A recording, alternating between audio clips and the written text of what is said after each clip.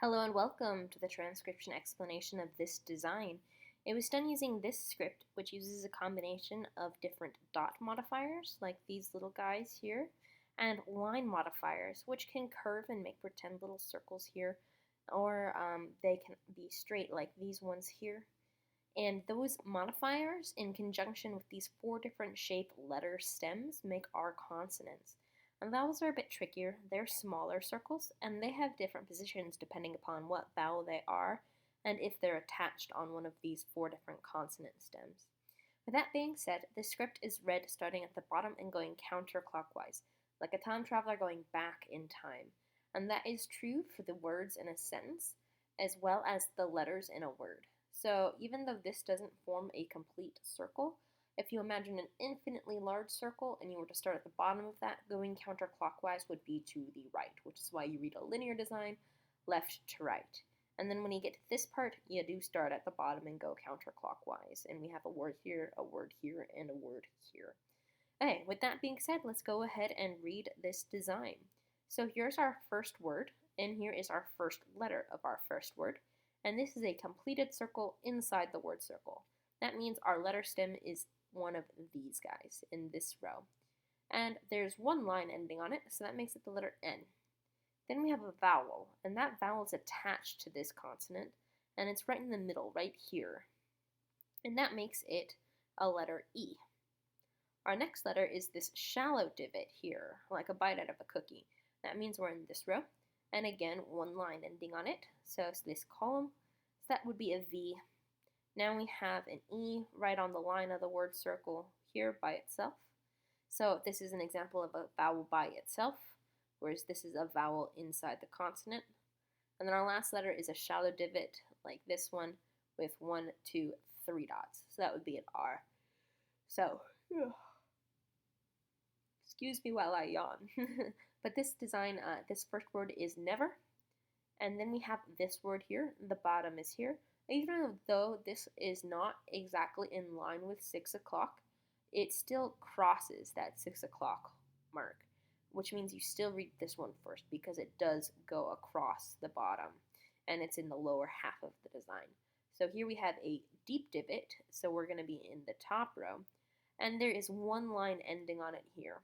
This line that passes through it doesn't count on this letter because it doesn't end on it like that. So that's just one line, so this column again, so that would be a G.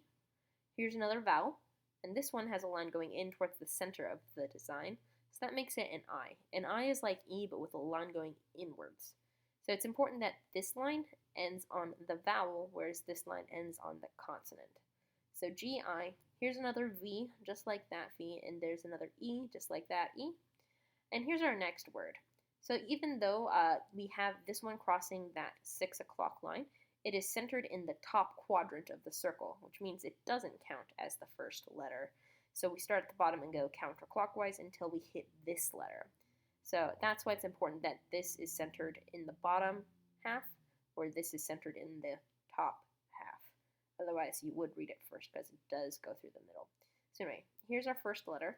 It has a line going outwards, making it a U. So U is like E, but with a line out. And then here's that letter I was talking about, and it's got 1, 2 lines on it, making it a P.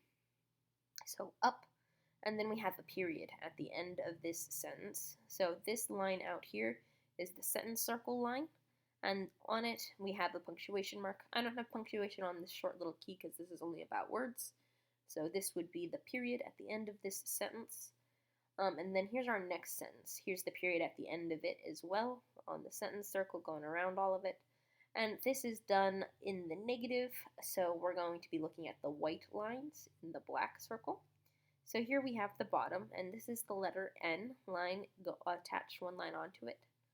And then we have another E, just like that E, V, just like that V, another E, just like that one, and then there's 3 dots on this R, just like that, so never. And then we have 1, 2 dots on this K. And in this script, this letter C is kind of special. You can swap it to an S or a K because in the original script, there was no letter C. So you'd have to swap the C to a K or an S. So when done traditionally and in kind of the classic Gallifreyan, you would swap a C that goes K to a letter K, which is true for this word, which is cruel. It's also useful to not have to deal with 4 dots and instead only have to deal with 2. So K, R, 3 dots, U, a line going outwards, E on the line of the word circle, and an L with 3 dots. Here's that L. So never cruel. And then 1, 2 letters in this word. It's an O inside the word circle. And then 3 dots on the R, just like that R. So or. Here's another K, just like that K. O, 2 lines on the W, an A outside the word circle, an R with 3 dots, a D with 3 dots, an L with 3 dots, and a Y with 2 dots. Here are all those letters, R, L, D, and then Y. So cowardly, period. N, 1 line on it here.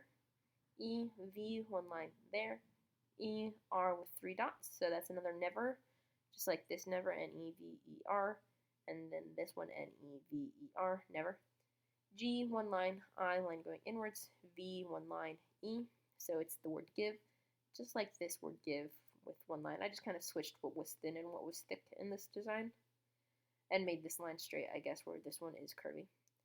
And then we have an I, line going inwards, and this line just bends and curves. It's just a line modifier.